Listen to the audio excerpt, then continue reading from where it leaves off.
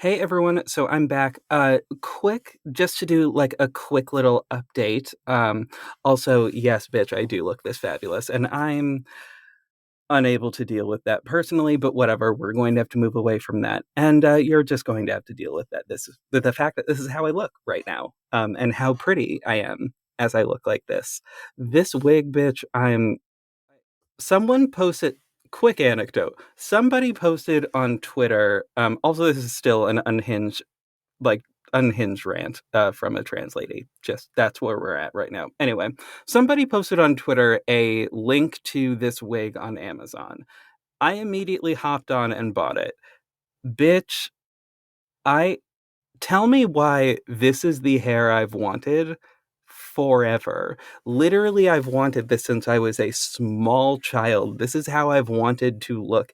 This is exactly it right now. And I look so good. It makes me so happy. Anyway, so in case you were wondering what gender euphoria might look like, this is it a little bit.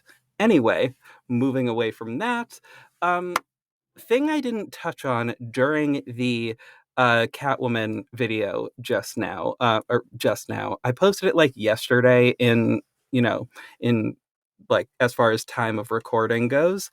Um, Posted that then, and my opinion on that has absolutely not changed. Obviously, it's been like 2 days 3 or 4 days actually since I recorded it. Like I think I recorded it on Friday of last week, and it is now Tuesday. My opinion has not changed much since then. But a thing that I didn't touch on, that I remembered after I stopped recording, was that in another video as to, um, you know, I don't remember what the title was. It was basically why Catwoman is so bad it's good. I think was the title of the video. Um, and one of the things that was stated in that video was how was that the motivation for the villain didn't seem to make sense. Um, spoil Spoilers if you have not seen this movie. I apologize if you all just heard my stomach. I can't control that right now, unless I go and eat something, which I'm going to do.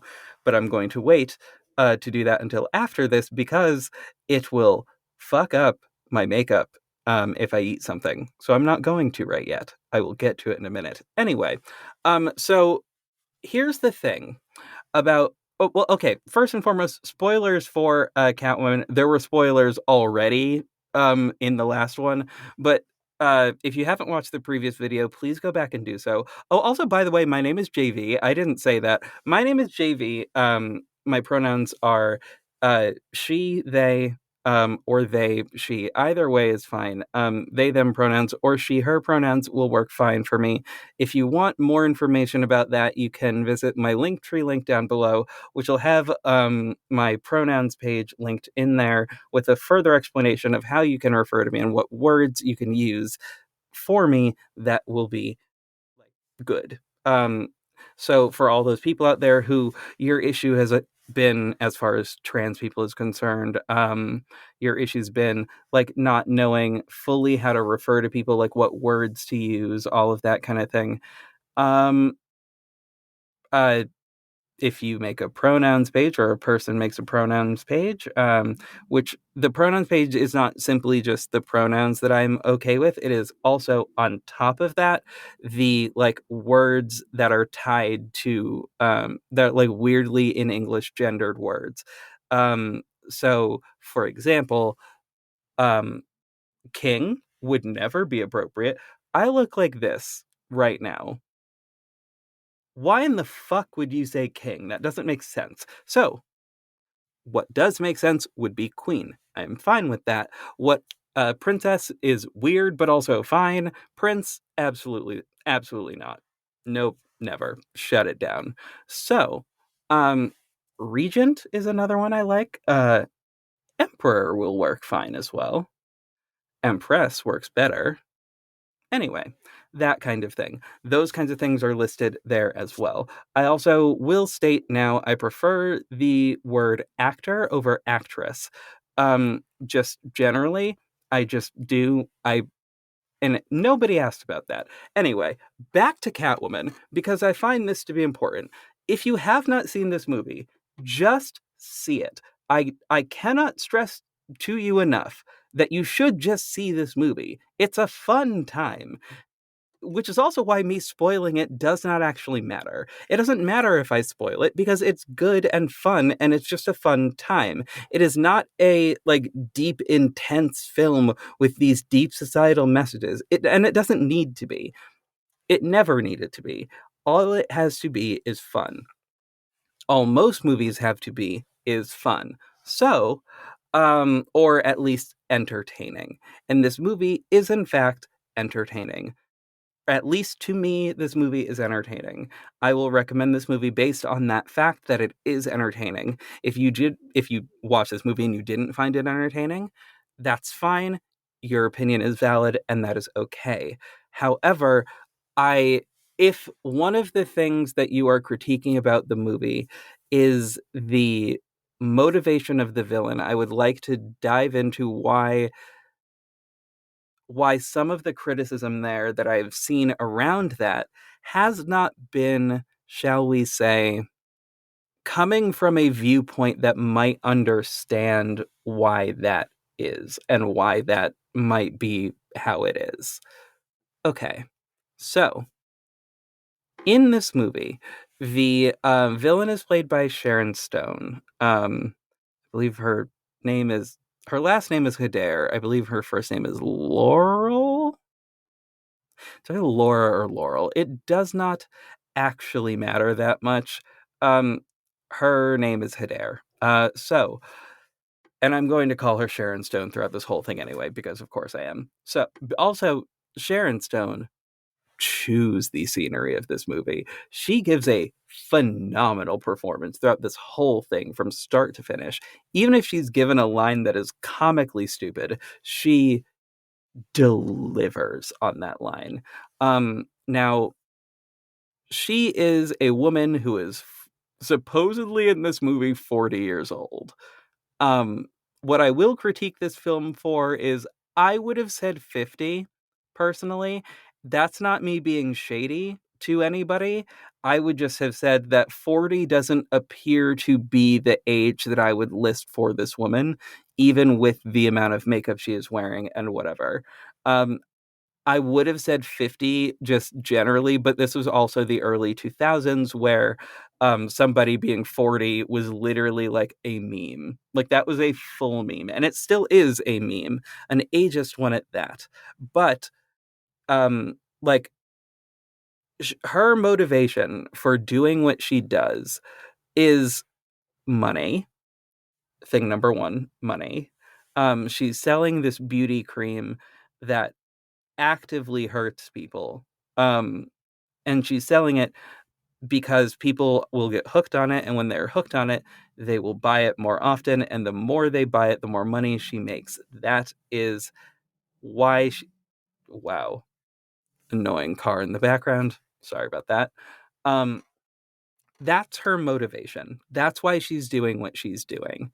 She's a villain that is deeply capitalist. However, her other motivations for what she is doing in this movie is a profound lack of freedom. Now, that might sound strange if you have seen this movie, because, like, what? She's wealthy and white and, like, kind of pretty in, like, a sort of stone like way. Um, like, she's rich, like, she's got all this privilege, like, how could she be, like, not free? To which I say, all of her, like, wealth and everything was contingent on her husband and her husband's career. Her husband was in charge of this company and making all executive decisions with regards to the company. She was not an equal partner, that part was pretty clear. To the point where like her husband, who's actively running around having affairs on her left and right in public, um, is being like he's being publicly disrespectful to her, and she has no like way in which to deal with that. even if she says something like kind of condescending and shady in front of the media, which she does in our introductory scene to her.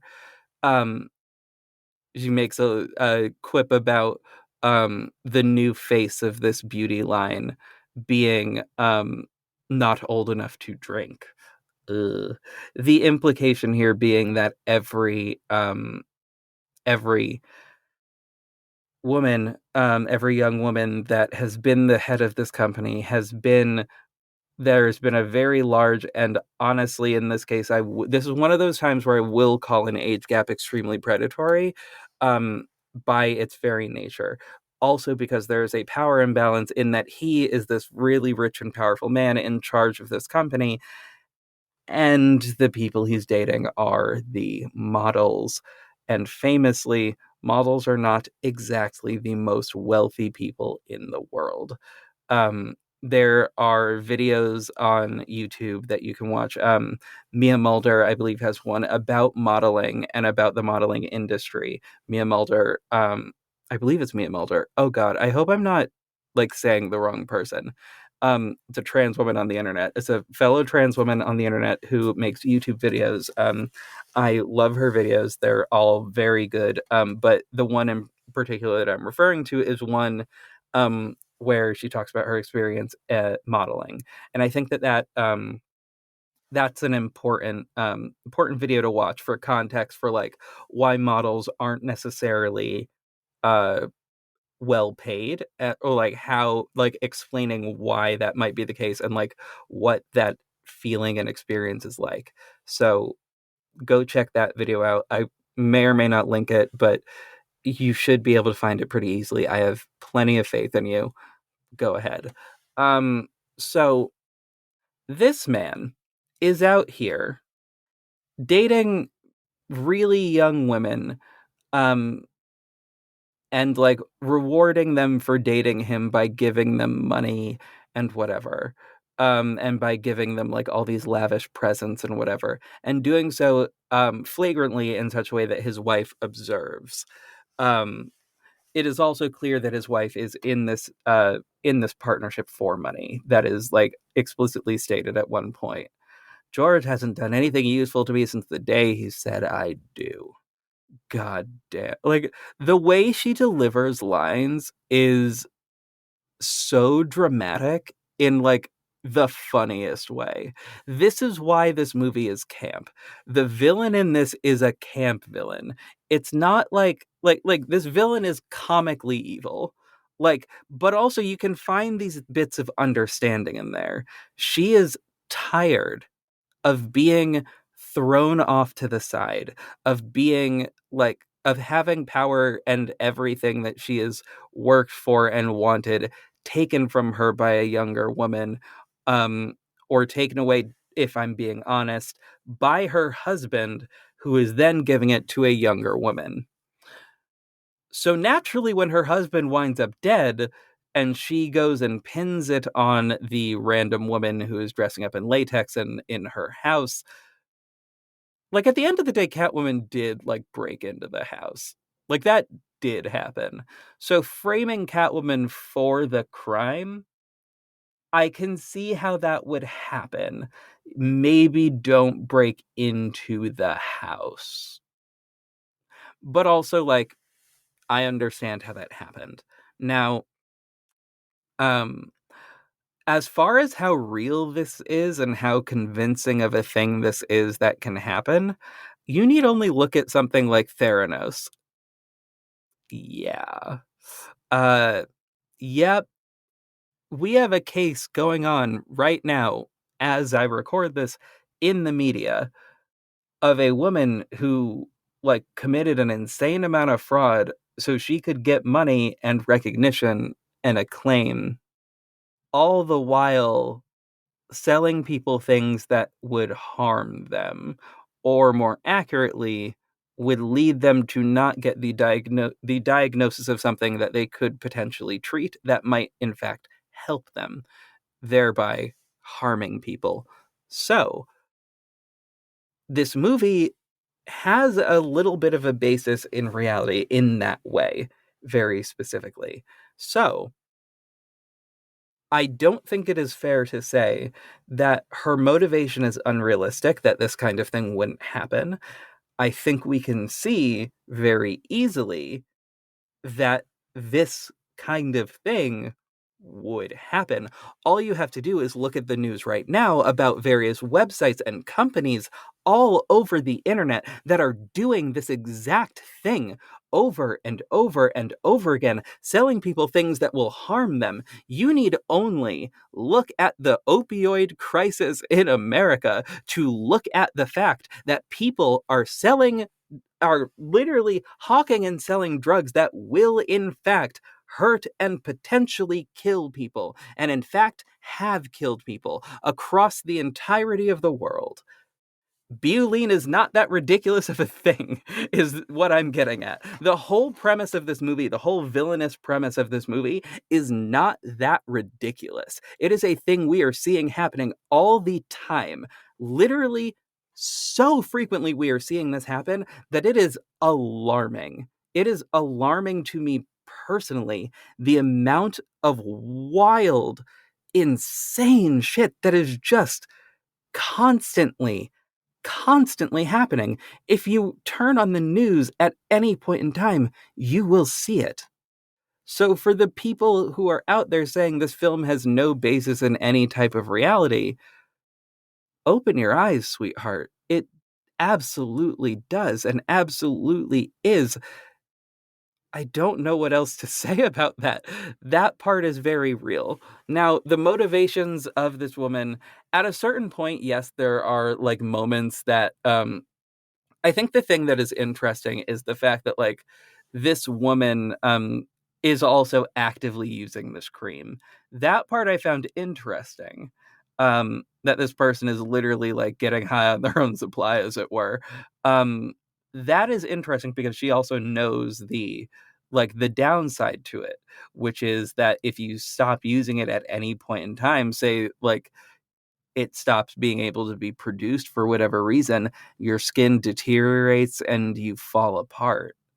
Like basically it's low key like plastic surgery, but like bad plastic surgery, like and temporary plastic surgery. So like it might remove the age from your face, but it's gonna kill you eventually.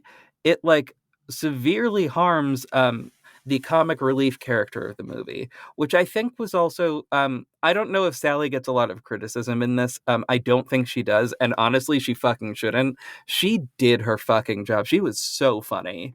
She was so funny. Like in at that time she was the peak of best friend. This movie does also utilize the gay best friend trope in one instance, and this character only shows up in that one scene. Though crucially I believe no, Sally is the one who gives also, I think I called her Alex a few seconds ago. Whoopsies. Sally, I believe, is the one who gives her the leather outfit, which then becomes her Catwoman outfit. And I only say that as like that is a crucial thing that without her she wouldn't have, like the costume itself wouldn't exist. Now, what else was I gonna say? I just think that like it's important to acknowledge that like a film doesn't need to fully be based in reality to be interesting. Because if we're being honest, The Dark Knight Rises, oh actually that's a terrible example. Because that one, if we're being honest, does kind of low-key feel a little bit real. Particularly if you go back to, say, I don't know, the the insurrection on January 6th. Yeah, that part makes it feel a little bit more relevant that there are like terrorist groups running around just actively in the United States. Whatever, fine. We're going to move past that right now because I don't want to think about it. But anyway, the just like movies don't necessarily need to be fully based in reality for them to be interesting and for them to be entertaining.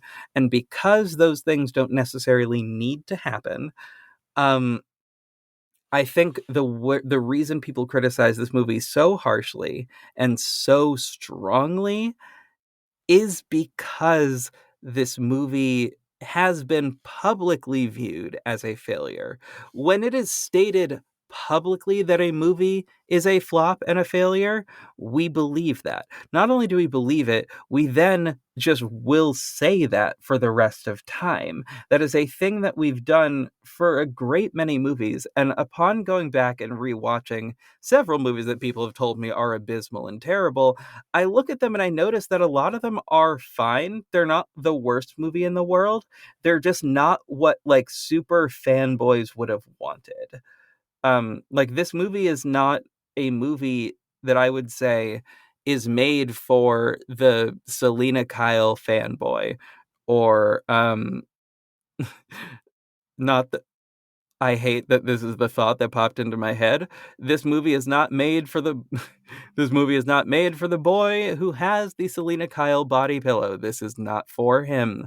This is a movie for anybody who has felt like Patience Phillips did in the beginning of this movie. A person who kind of hates their job because it's not as fulfilling as it could be, and as she hoped it would be. A person who doesn't feel like they're owning their space, doesn't feel like they're being seen, constantly is being run into by people and being told that she needs to move out of the way, consistently being like just disrespected left and right by everybody.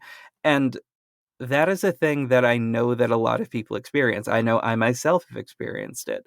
Um, it's a common experience. This is for them. This is for the underdog. If you view this as an underdog story, it's actually pretty great. And being able to not only at the end of it watch a woman claim her space, claim her time, and be unabashedly like who she is now, living the life that she wants to basically. Just watching her be able to like walk off into the sunset and like live that life is inspiring. And it's one of those reasons that like, yeah, earlier today I put this on. This is the outfit that I put on. This is the outfit I feel cutest in, and this is the outfit that like I'm serving today. Like I look good. I would walk down the street in this and just absolutely strut and nobody couldn't tell me nothing. Like that's how I feel. And I will walk down the street in my Catwoman walk very specifically because this is the kind of look that works well with it. Um, and like having that confidence and being able to walk with confidence.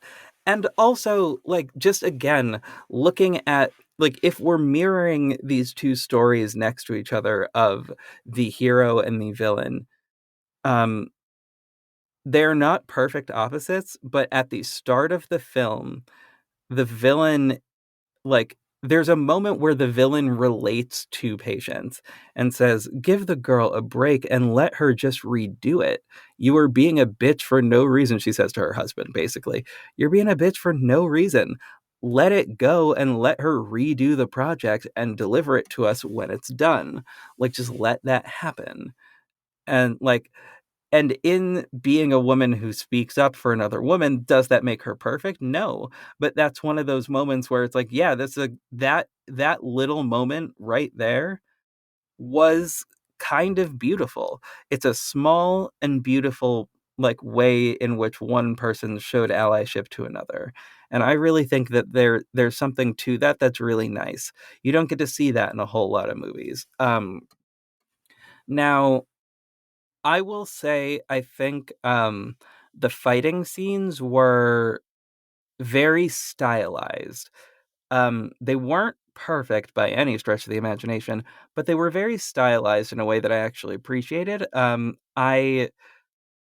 Birds of Prey is I mentioned this in the last one, Birds of Prey is one of my favorite movies. And what they did like, for that was they made sure to film, they when they were choreographing everything, they gave each person like their own style of fighting, and they stuck to that throughout the whole filming. And the way those moves are shot is very specific. Some of those are direct callbacks to panels of actual comics, which I think is really cool.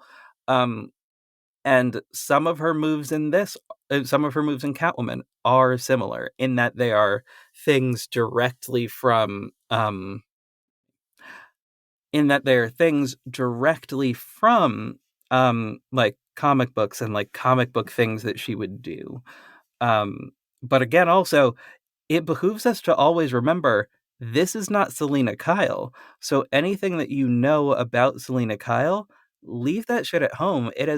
That that has like almost nothing to do with this movie except for the fact that Selena Kyle exists in a city nearby-ish to here. That is a thing that they don't make explicitly clear, but becomes clear if you do any semblance of research on this movie. It becomes very clear that, like, yeah, they didn't go with Selena Kyle because she was in that last movie. Plus, also, it became kind of clear, or well, it became clear to me. I do not know if this is the case. I highly doubt that Halle Berry is ever going to see this, or Pitoff is ever going to see this. But I'm presuming a little bit that, like, there was no way they could actually use Selena Kyle because the last woman to portray Selena Kyle visibly, like voice acting wise, it was portrayed by other people in that span of time, but physically to portray her was not able to be in this movie. And because of that, and wanting to have this sort of set in the same universe, you would have to kind of go with a similar person. And I think that's really interesting also, the idea of setting this in that very same universe. I do think that, I will say honestly, I do think that that is very clear that it is set in the same universe, but not necessarily in the same city. This city is never named, it's never mentioned, because this city, unlike Gotham, is not a character of the story. Um, and I wanted to talk about just some of my favorite scenes from this movie, just because I wanted to say more about it because I really like this film, and um, but I really wait. What was I going to say? That oh yeah, okay. So scenes that I really like from this movie, I can take or leave the opening credits. I think the opening credits are too long, but I will also point out yet again that this is a style thing. Um, and a style that was very prevalent in the early 2000s was, in fact, the repeating, was, in fact, this like long montage. If like this long montage of like all of these things as people's names pop up. Um, it's a lot. It's honestly too much, if we're being honest. Like, there's a reason that that stopped happening, like, more recently.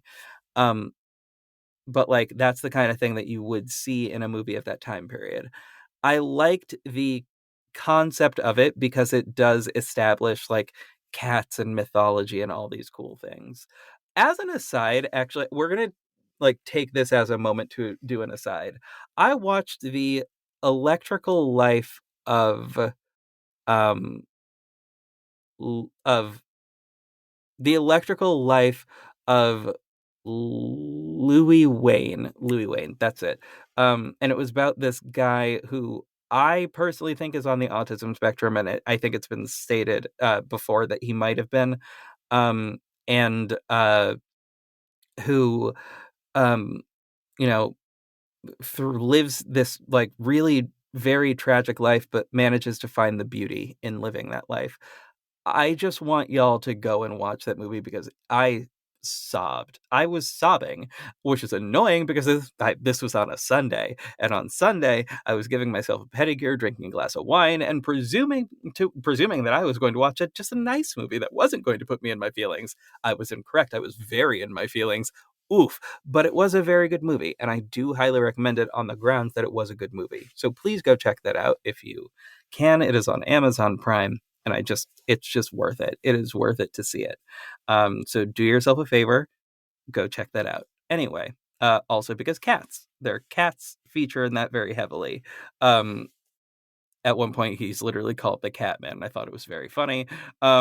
Because it made me think of Catman from the DC universe, who is a villain, if I recall correctly, who looks a lot like Batman, but is cat inspired.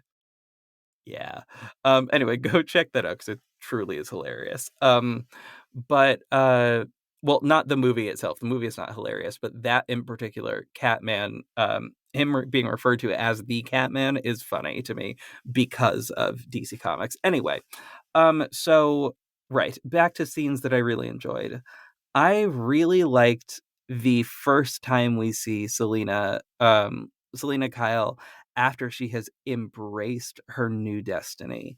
And that that costume reveal, the costume reveal in any superhero movie is my shit. That is my favorite scene. The costume reveal and the like training sequence that is a music video, that's my favorite every time.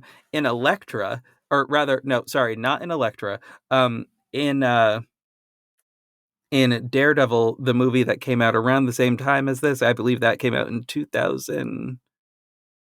Was it 2002 or 2003? Whatever. It was either 2002 or 2003, one of them years. Um, Evanescence back to back there. In case y'all couldn't tell, I was an Evanescence girl. I don't know that you can really miss that in my vibe, in my energy. Bitch, I was an Evanescence queen. You know it. You already been knew I was an Evanescence queen. Okay. Um, and I stand by them and stand by my love for them even to this day. So anyway, loved that scene there because watching Patience like strut for the first time on that rooftop was just so powerful to me. As I said in the previous one, that's just a powerful moment. And watching her do it at the end of the movie was also extremely powerful. But seeing that slow pan up from the bottom, like to her face, and seeing that cowl was really fun and really nice and really cool. Um, what else? I like the sequence where she saves the cat. That part's really fun. Um, it's a sort of meet cute moment, and that's the purpose it serves, is to be a meet cute. And I think it was. And to set up the relationship with the cop, which was, in retrospect, I don't like that he's a cop, but I get it. And also he does let patients go free, so there is that. But like I just think that scene was just really nice and well crafted and well done. And I don't think that the camera angles were bad. And also, that cat looked real to me in that sequence. The CGI cat later on, also, a lot of people said they hated that CGI cat. That CGI cat didn't freak me out as much. The only thing I didn't like was the going into the cat's mouth. That was weird. That was a weird shot choice. But I'll I don't know, I've let weirder shot choices fly. Um there's also a sequence where the villain is like lathering herself up with butylene. Also, yeah, as an aside note, not to call out the other YouTuber, um Bowline, I believe is what you said. Girl, did you watch the movie? It's clearly butylene because it is French inspired.